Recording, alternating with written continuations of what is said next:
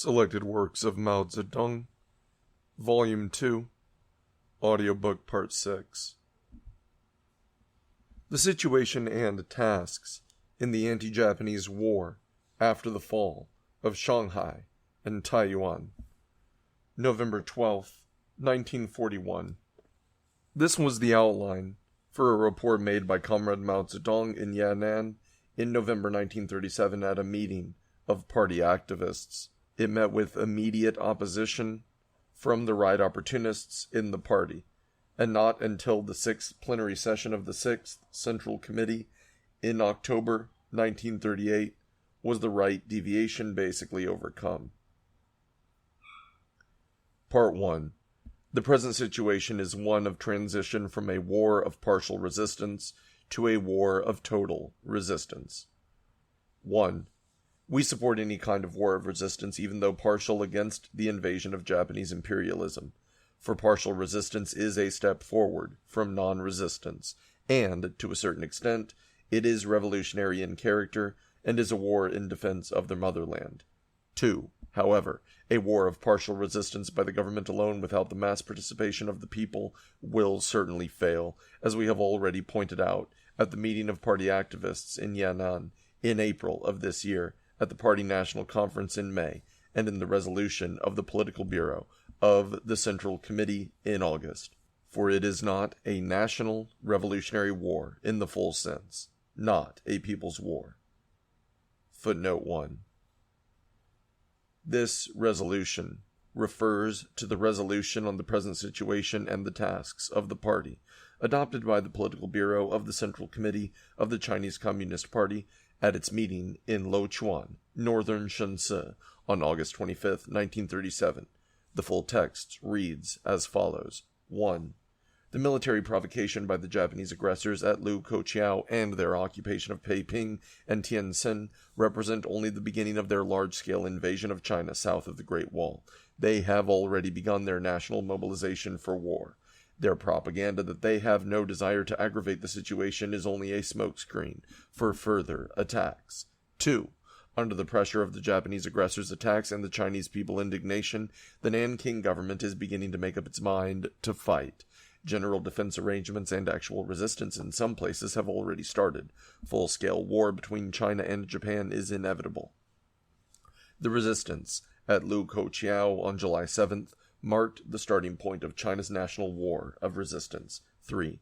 Thus a new stage has opened in China's political situation. The stage of actual resistance, the stage of preparation for resistance, is over. In the present stage, the central task is to mobilize all the nation's forces for victory in the war of resistance. The winning of democracy, which was not accomplished in the previous stage because of the Kuomintang's unwillingness and the inadequate mobilization of the people, is a task that must be fulfilled in the course of the struggle for victory in the war of resistance. 4. Our differences and disputes with the Kuomintang and other anti-Japanese groups in this new stage are no longer about whether to wage a war of resistance, but about how to win victory. 5. The key to victory in the war now lies in developing the resistance that has already begun into a war of total resistance by the whole nation. Only through such a war of total resistance can final victory be won. The 10-point program for resisting Japan and saving the nation, now proposed by our party, spells out concretely the way to win final victory in the war of resistance. 6. A great danger lurks in the present state of resistance. The main reason for this danger is that the Kuomintang is still unwilling to arouse the whole people to take part in the war.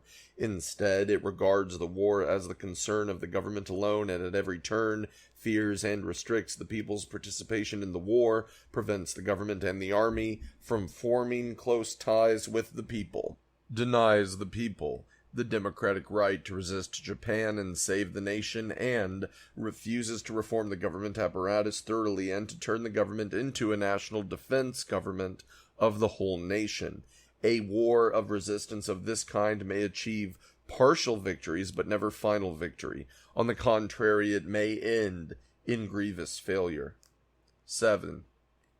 The existence of serious weaknesses in the war of resistance may lead to many setbacks and retreats, internal splits, betrayals, temporary and partial compromises, and other such reverses. Therefore, it should be realized that the war will be an arduous and protracted war, but we are confident that, through the efforts of our party and the whole people, the resistance already started will sweep aside all obstacles and continue to advance and develop. We must overcome all difficulties and firmly fight for the realization of the 10-point program for victory proposed by our party. We must firmly oppose all wrong policies which run counter to it, and combat national defeatism and the pessimism and despair it engenders.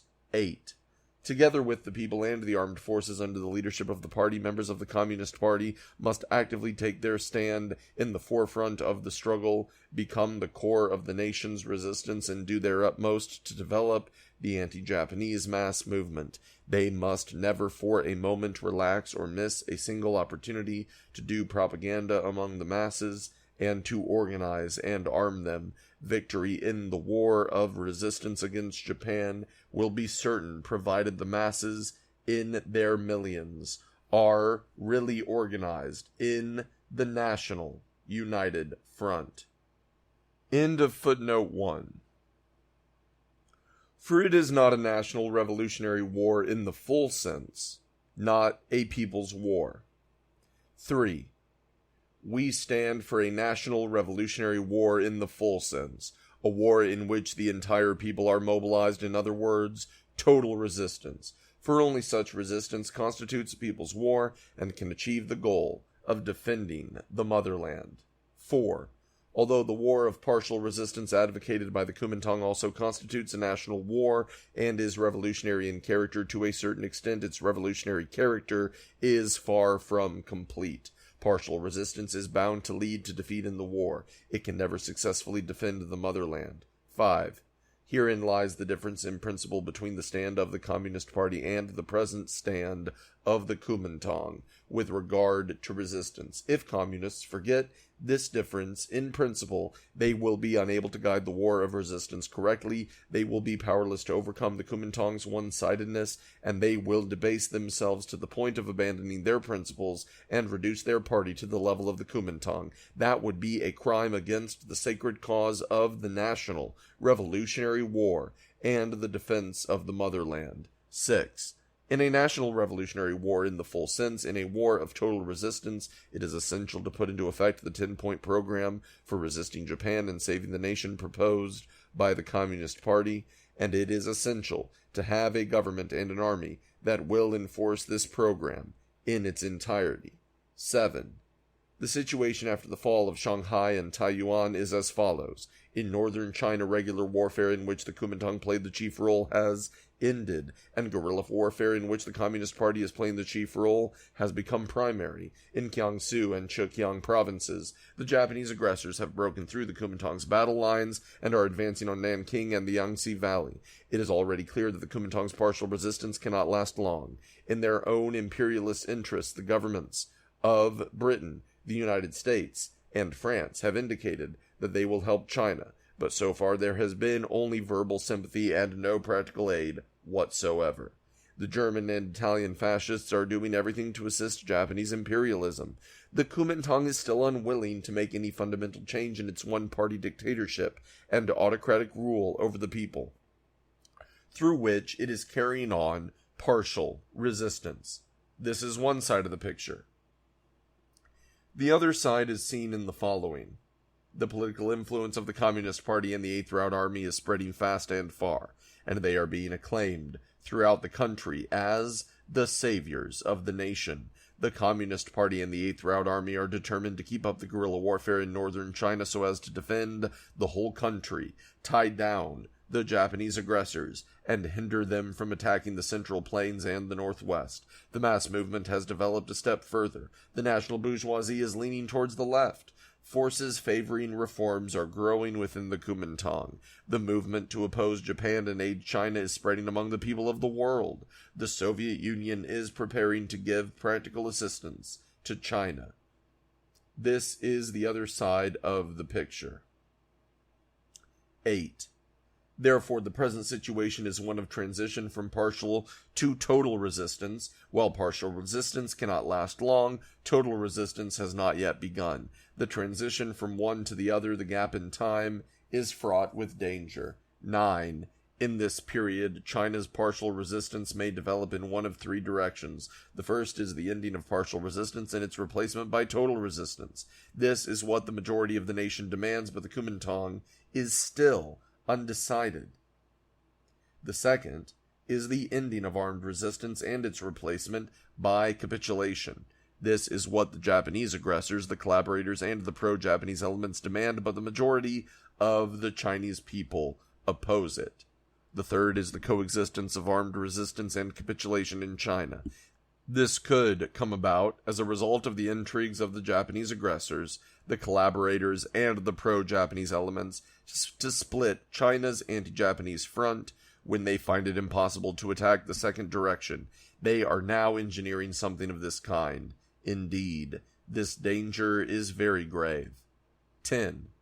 Judging from the present situation, the domestic and international factors which prevent capitulationism from winning out have the upper hand. These factors include Japan's persistence in its policy of subjugating China, which leaves China no alternative but to fight, the existence of the Communist Party and the Eighth Route Army, the wishes of the Chinese people, the wishes of the majority of the Kuomintang members, the anxiety of Britain, the United States, and France, lest capitulation by the Kuomintang damage their interests, the existence of the Soviet Union and its policy of helping China, the high hopes which the Chinese people place, not without foundation, in the Soviet Union. The proper and coordinated use of these factors would not only frustrate capitulationism and splitting, but also overcome the obstructions to any advance beyond partial resistance. 11.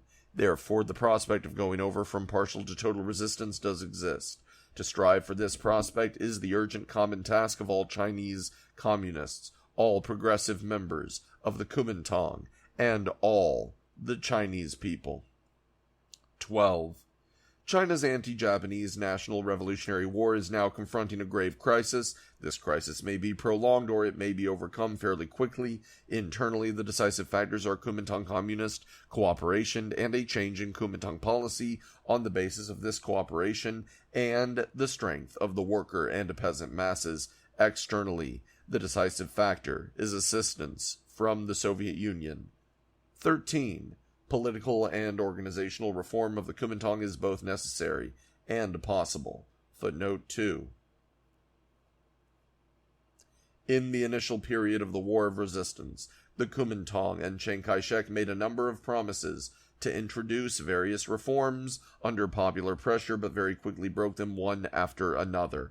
The possibility that the Kuomintang might introduce the reforms desired by the whole people was not actualized. As Comrade Mao Zedong said later in On Coalition Government, quote, all the people, including the communists and other Democrats, earnestly hoped that the Kuomintang government would seize the opportunity at a time when the nation was in peril and the people were filled with enthusiasm to institute democratic reforms and to put Dr. Sun Yat-sen's revolutionary Three People's Principles into practice. But their hopes came to naught. End quote. See Selected Works of Mao Zedong, English edition, Foreign Languages Press, Peking, 1965, Volume 3, page 263. End of footnote 2.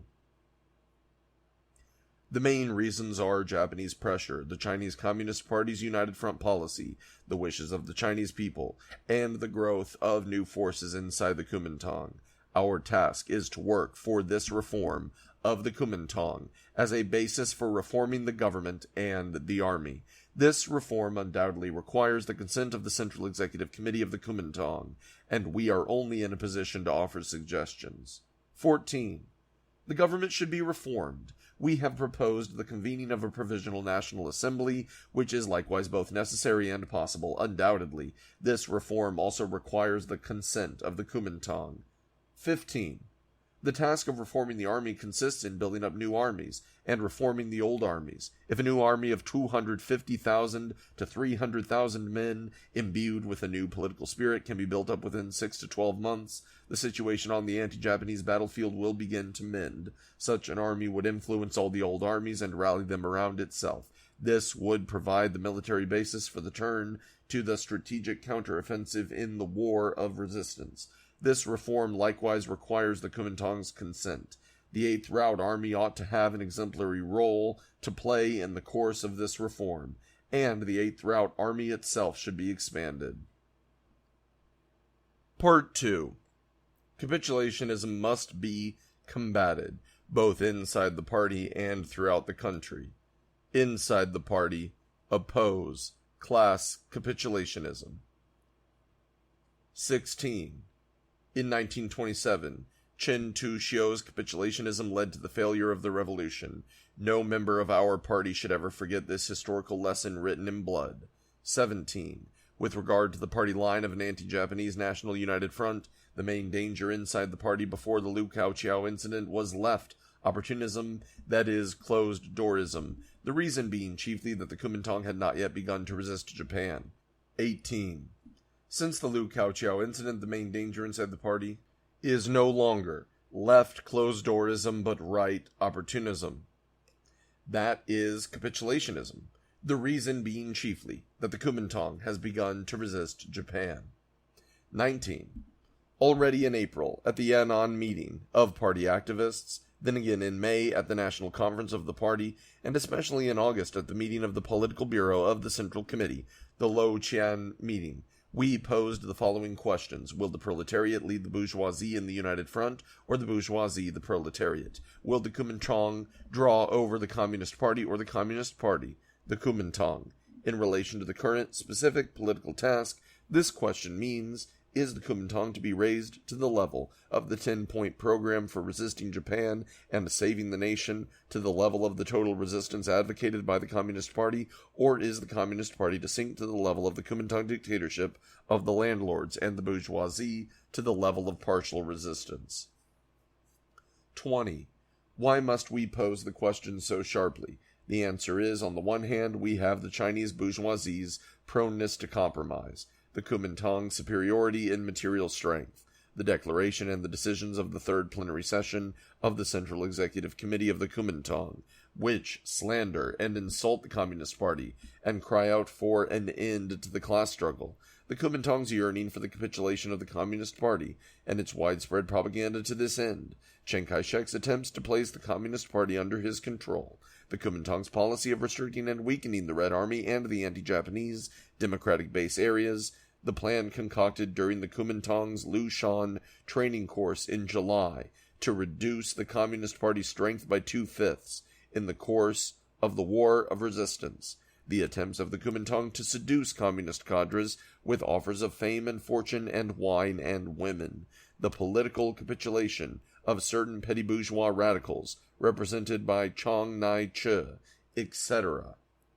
Footnote 3. The Lushan training course was set up by Chiang Kai-shek at Lushan, Kiangsu Province, to train high and middle-ranking officials of the Kuomintang Party and government to form the core of his reactionary regime. End of footnote 3. Footnote 4.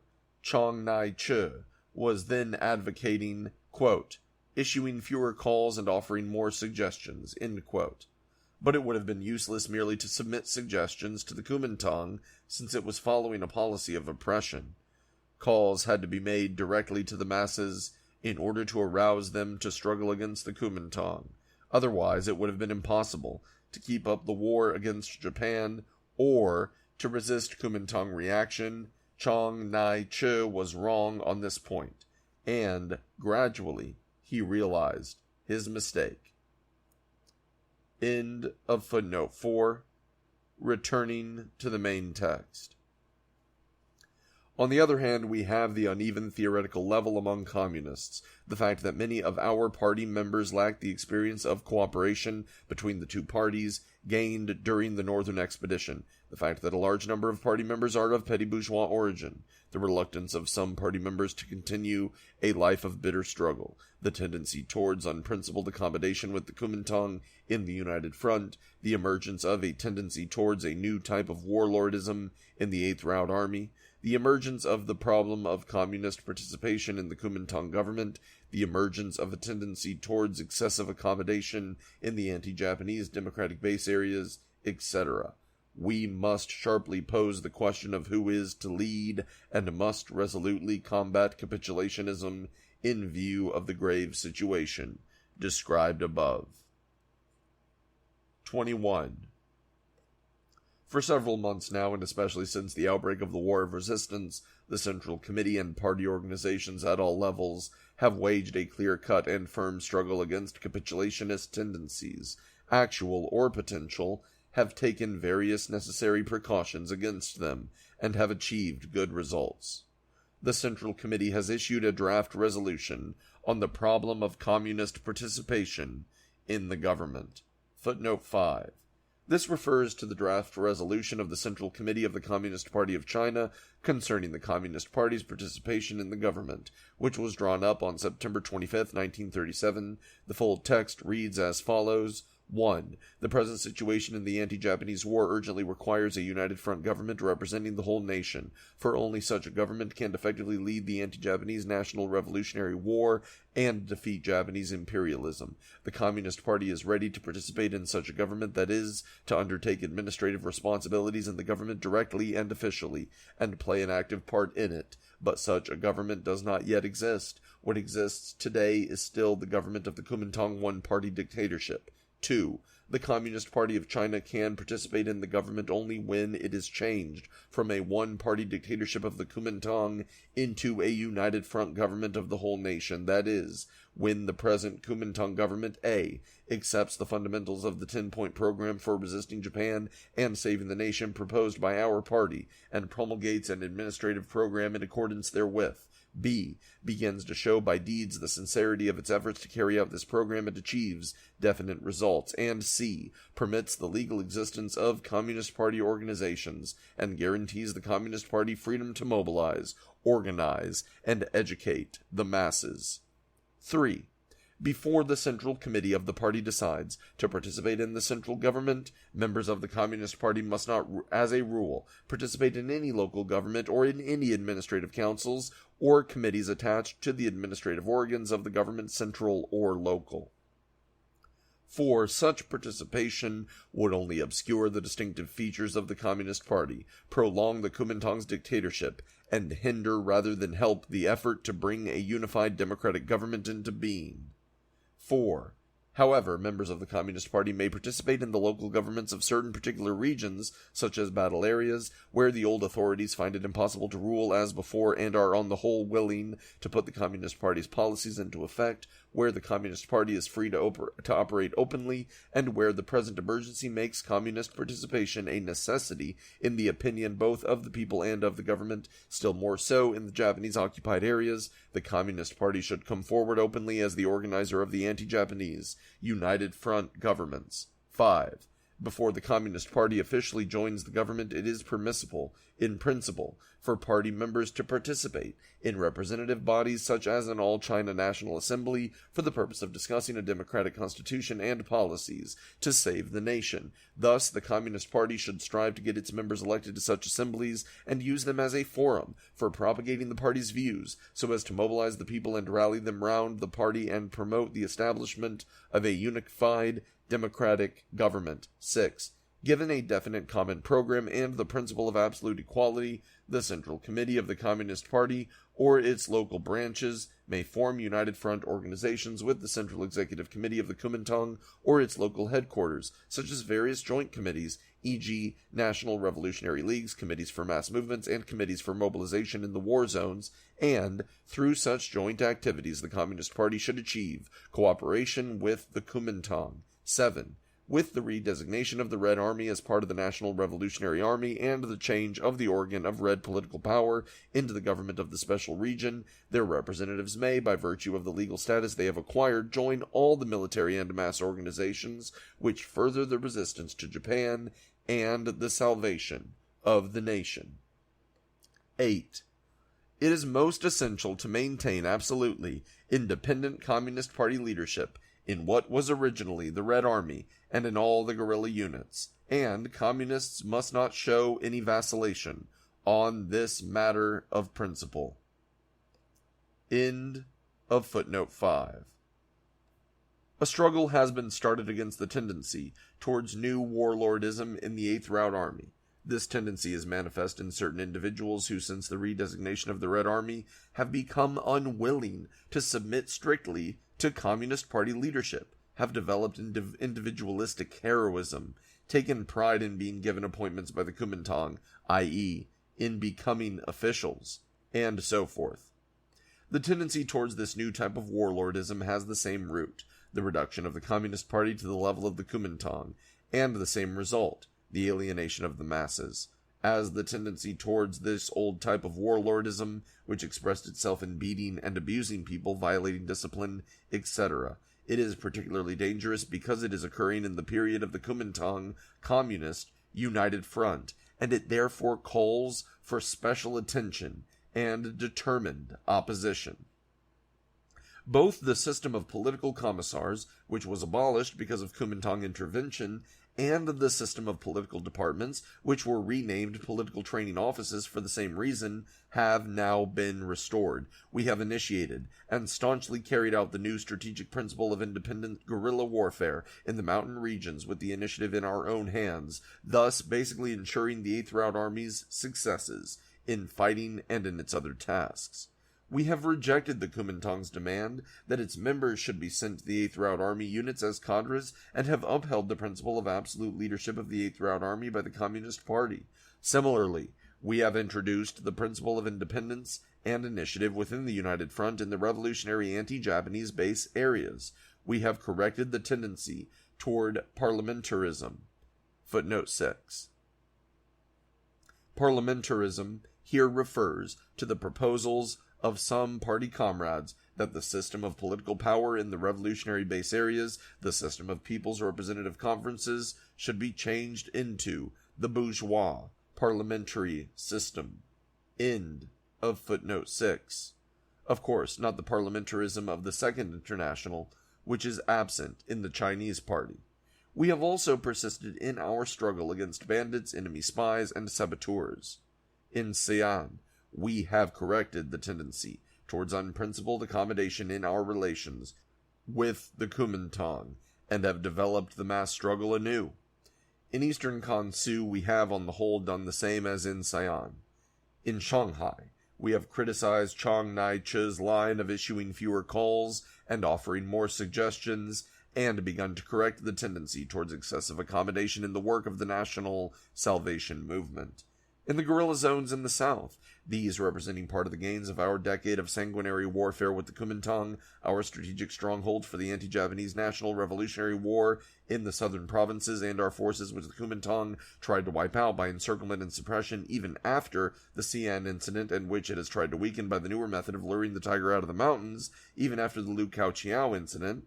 We have taken special care to guard against concentrating our forces regardless of circumstances, which would suit the Kuomintang's desire to destroy these strongholds, to reject Kuomintang appointees, and to be on the alert against the danger of another Ho Ming incident, i.e., the danger of being surrounded and disarmed by the Kuomintang. Footnote 7.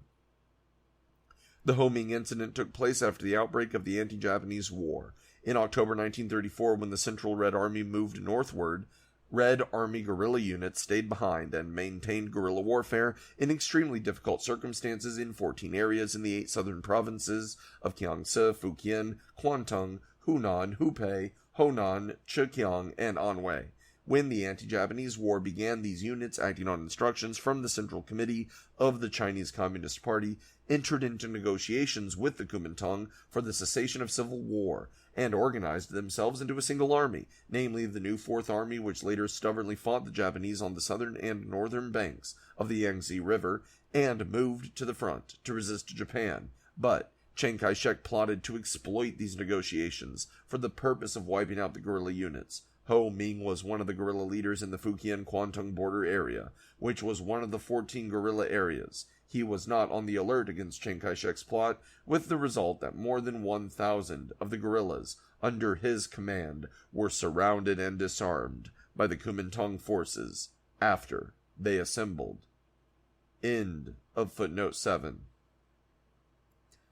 Our attitude in the Liberation Weekly has continued to be one of serious and fair criticism.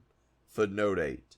Founded in Yan'an in 1937, the Liberation Weekly was the organ of the Central Committee of the Communist Party of China.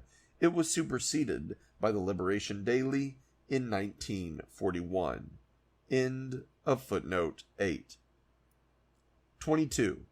In order to persevere in armed resistance and win final victory as well as to turn partial resistance into total resistance, it is necessary to adhere to the Anti-Japanese National United Front and expand and strengthen it.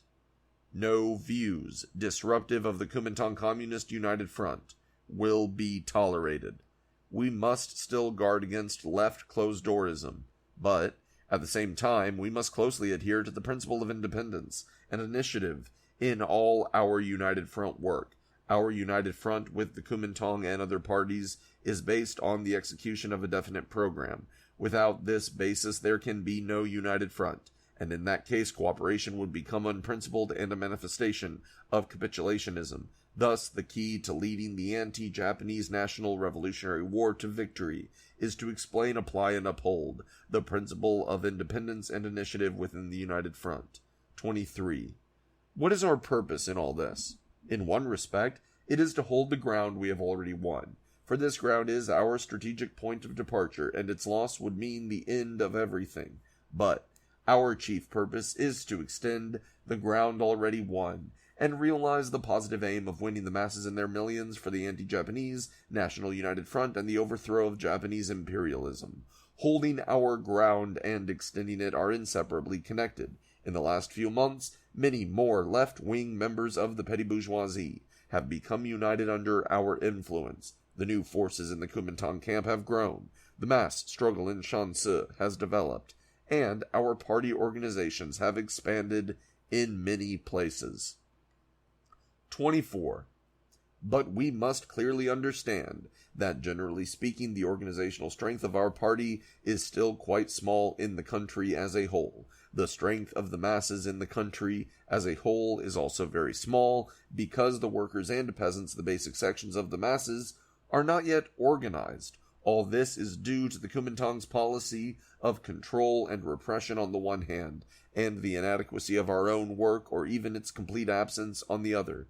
This is the fundamental weakness of our party in the present anti-Japanese National Revolutionary War. Unless we overcome this weakness, Japanese imperialism cannot be defeated. To this end, we must apply the principle of independence and initiative within the United Front, and overcome all tendencies towards capitulation or excessive accommodation. In the country as a whole, oppose national capitulationism. 25. The above points deal with class capitulationism. This tendency would lead the proletariat to accommodate itself to bourgeois reformism and bourgeois lack of thoroughness. Unless it is overcome, we cannot succeed in carrying forward the anti-Japanese National Revolutionary War, in turning partial resistance into total resistance, and in defending the motherland. But there is also the other kind of capitulationism, national capitulationism, which would lead China to accommodate herself to the interests of Japanese imperialism, make China a Japanese colony, and turn the Chinese people into colonial slaves. This tendency has now appeared in the right wing of the anti-Japanese National United Front. 26. The left wing of the anti-Japanese National United Front is composed of the communist-led masses, which include the proletariat, the peasantry, and the urban petty bourgeoisie. Our task is to do our utmost to extend and consolidate this wing. The accomplishment of this task is the basic prerequisite for reforming the Kuomintang, the government, and the army, for establishing a unified democratic republic, for turning partial resistance into total resistance, and for overthrowing Japanese imperialism. 27. The intermediate section of the anti-Japanese National United Front is composed of the national bourgeoisie and the upper stratum of the petty bourgeoisie. Those for whom the leading Shanghai newspapers speak are now tending towards the left. Footnote 9. They were that section of the national bourgeoisie for whom newspapers like the Shanghai Shenpao served as a vehicle. End of footnote 9. While some members of the Fuxing Society have begun to vacillate, and some members of the CC clique are also wavering. Footnote 10. In the Fuxing Society and the CC clique, two fascist organizations within the Kuomintang, were headed by Chiang Kai-shek and Chen Li-fu, respectively. They serve the oligarchic interests of the big landlords and the big bourgeoisie. but many petty bourgeois elements had joined them under compulsion, or have been duped into joining. The text refers to the section of the Fuxing Society consisting mainly of lower and middle-ranking officers in the Kuomintang army, and to the section of the CC clique, consisting mainly of members not in power. End of footnote 10. The armies resisting Japan have learned severe lessons, and some have begun or are preparing to introduce reforms. Our task is to help the intermediate section to move forward and change its stand. 28. The right wing of the anti-Japanese National United Front consists of the big landlords and big bourgeoisie, and it is the nerve center of national capitulationism. It is inevitable that these people should tend towards capitulationism, for they fear both the destruction of their property in the war and the rise of the masses. Many of them are already collaborators, many have become or are ready to become pro-Japanese, many are vacillating, and only a few, owing to special circumstances, are firmly anti-Japanese. Some of them have joined the National United Front for the time being under compulsion and with reluctance. Generally speaking, it will not be long before they split away. Indeed, many of the worst elements among the big landlords and big bourgeoisie are at this very moment engineering a split in the anti-Japanese National United Front. They are manufacturing rumors, and stories such as the communists are engaged in insurrection, and the Eighth Route Army is in retreat, are sure to multiply daily. Our task is to combat national capitulationism resolutely, and in the course of this struggle, to expand and consolidate the left wing, and help the intermediate section to move forward and change its stand. The relation between class capitulationism and national capitulationism. 29. Class capitulationism is actually the reserve force of national capitulationism in the anti-Japanese National Revolutionary War. It is a vile tendency that lends support to the camp of the right wing and leads to the defeat in war. We must fight this tendency inside the Communist Party and the proletariat and extend the fight to all spheres of our work in order to invigorate the struggle against national capitulationism and in order to achieve the liberation of the Chinese nation and the emancipation of the toiling masses. End of After the Fall of Shanghai and TAIYUAN.